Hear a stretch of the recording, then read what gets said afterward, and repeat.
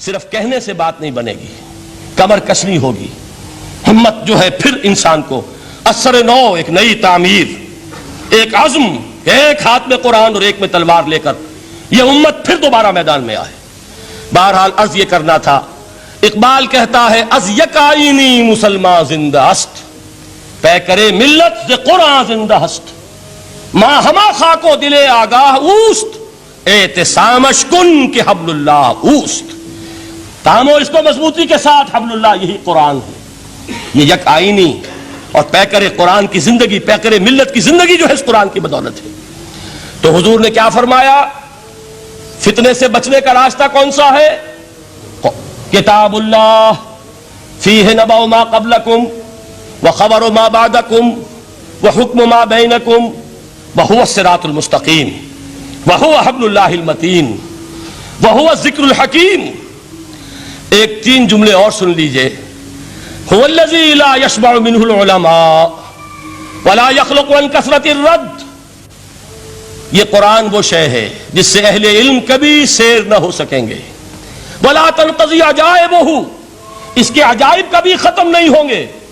یہ ہیروں کی وہ کان نہیں ہے کہ جو کبھی خالی ہو جائے کہ سارے ہیرے نکل چکے اب مزید ہیرے نہیں ہیں، نہیں، علم اور حکمت کے ہیرے اور ہدایت اور حکمت کے موتی اس میں سے ابد الآباد تک نکلتے رہیں گے۔ ضرورت صرف کھودنے کی ہے، میں نے وہ لفظ استعمال کیا تھا۔ آج کا قرآن کھودنا ہوگا، آج کی ہدایت اس قرآن سے نکالنی ہوگی۔ قرآن جب نازل ہوا آن دی سرفیس، بالکل ظاہر وہ تھی اس کی ہدایت جو اس دور کے لیے ضروری تھی۔ ہمیشہ کی ہدایت اس کے اندر رکھ دی گئی ہے، اس میں مضمر ہے، اس میں چھپی ہوئی ہے، اس کے لیے تدبر کی ضرورت ہے۔ کتاب انزلناہ الیک مبارک لیدبروا آیاتہ ولیتذکر اولو الالباب۔ لوگ تدبر کریں، اس کی گہرائیوں کے اندر غوطہ زنی کریں۔ لا تنقضی عجائبہ، اس کے عجائب کبھی ختم نہیں ہوں گے۔ ولا یشبع منہ العلماء، اہل علم کبھی اس سے سیر نہیں ہوں گے۔ آپ کو سخت بھوک لگی ہوتی ہے اور کھانا کھانے کے تھوڑی دیر کے بعد اب آپ کا ہاتھ رک جاتا ہے، سیر ہو گئے، بہترین کھانا ہے لیکن نہیں کھا سکتے۔ اگر عام حالات میں وہ آتا تو کبھی نہ چھوڑتے، لیکن اب وہ آپ کا میزبان کہہ رہا کچھ اور لیجئے، تناول فرمائیے ذرا، یہ بھائی نہیں میں اب بھر چکا، یہ آپ کہتے ہیں کہ نہیں؟ حضور فرمائے یہ قرآن وہ شے نہیں ہے جس سے اہل علم کبھی سیر ہو سکے۔ ان کی پیاس بڑھتی چلی جائے گی، ان کے اندر cost of knowledge, search for wisdom بڑھتی چلی جائے گی۔ کبھی بھی انسان یہ محسوس نہیں کرے گا کہ مجھے جو لینا تھا میں لے چکا، بلکہ یہ کہ جیسے جیسے قدم آگے بڑھیں گے تہذیب کے، تمدن کے، علم کے، اتنے ہی قرآن جو ہے وہ آگے بڑھتا چلا جائے گا ہر دور کی رہنمائی کے لیے۔ لا تنقضی عجائبہ ولا یخلق عن کثرت الرد، بار بار کے پڑھنے سے اس پر بوسیدگی طاری نہیں ہوگی۔ دنیا کی اور کتابیں ہیں، ایک دفعہ پڑھ لیں گے، دو دفعہ پڑھ لیں گے، تین دفعہ پڑھ لیں گے، چار دفعہ پڑھ لیں گے، پھر جی نہیں چاہے گا۔ لیکن یہ کتاب وہ ہے، امام شافعی کا میں واقعہ آپ کو سناتا ہوں۔ وہ یہ کہتے ہیں کہ ایک مرتبہ میرے ذہن میں یہ سوال آ گیا کہ اجماع کے لیے بھی قرآن مجید میں کوئی سند ہے، دلیل ہے؟ سب مانتے ہیں کہ اجماع جو ہے سورس ہے قرآن کے، اسلامی قانون کی، جس پر کہ امت کا اجماع ہو جائے۔ تو کہتے ہیں میں نے 300 مرتبہ قرآن پڑھا اول سے آخر تک، صرف اس دلیل کی تلاش میں۔ 300 مرتبہ مجھے نہیں ملی، 301ویں مرتبہ جب پڑھ رہا تھا مجھے روشنی مل گئی۔ وہ یبتغی غیر سبیل المومنین کے جو الفاظ آئے ہیں، نولہ ما تولی ونصلہ جہنم، جو کوئی شخص مسلمانوں کے راستے کو چھوڑ کر کوئی اور راستہ اختیار کرے گا ہم اسے اسی کے حوالے کر دیں گے اور جہنم میں پہنچا دیں گے۔ معلوم ہوا مسلمانوں کا جس پر اجماع ہو جائے اس کو بھی ایک سند حاصل ہے۔ یہ مسلمانوں کا مجمع علیہ ایک راستہ ہے، اس کو بھی ایک سند اور دلیل کی حیثیت حاصل ہے۔ اب آخری الفاظ جو میں نے پڑھ کر سنائے تھے شروع میں، 4 الفاظ ہیں چوٹی کے، وہ تو اللہ کرے کہ آپ یاد کریں اس حدیث کا اختتام۔ ویسے حدیث بہت طویل ہے، قرآن مجید کی عظمت کا بیان محمد الرسول اللہ کی زبانی صلی اللہ علیہ وسلم، قدر گوہر شادانت یا بدانت گوہری۔ میں نے قرآن کے 3 مقامات سے 7 آیتیں سنائی اور حضور صلی اللہ علیہ وسلم کی چند احادیث سنا رہا ہوں۔ آخری الفاظ کیا ہیں؟ من قال بہ صدق، جس نے اس قرآن کی بنیاد پر کوئی بات کہی اس نے سچ کہا۔ ومن حکم بہ عدل، جس نے اس قرآن کی بنیاد پر کوئی فیصلہ کیا اس نے عدل کیا۔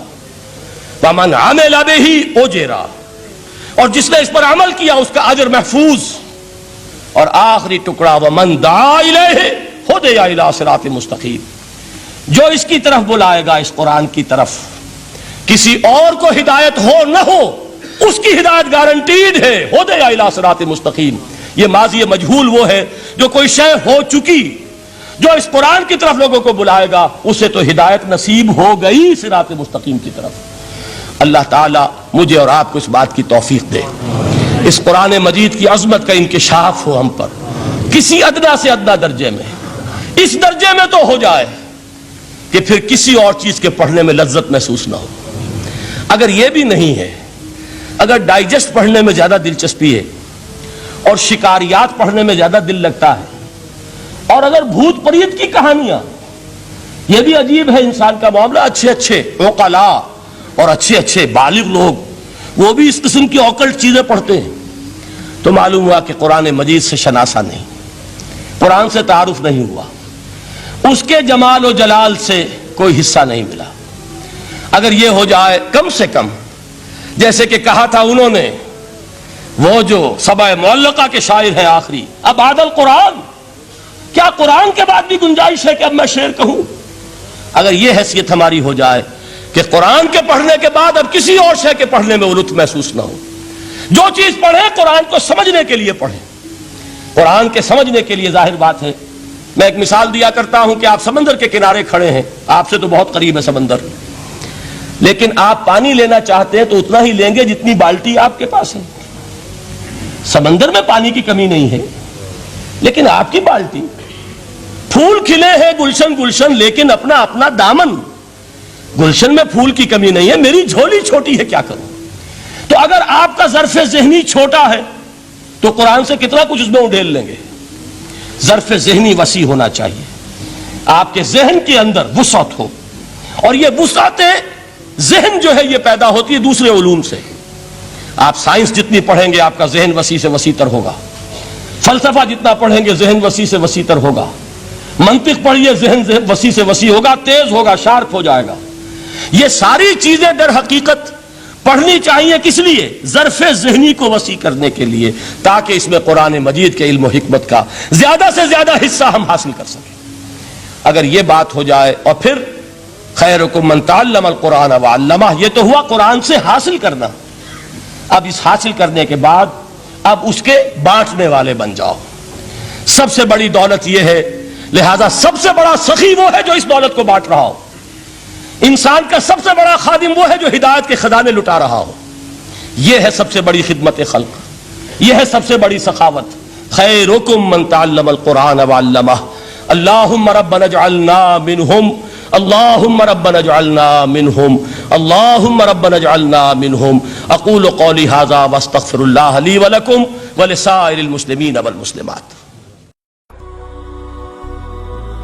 هي الحلقات تحفظني بآيات من القرآن، هي الحلقات تملأني بحب المصطفى العدنان.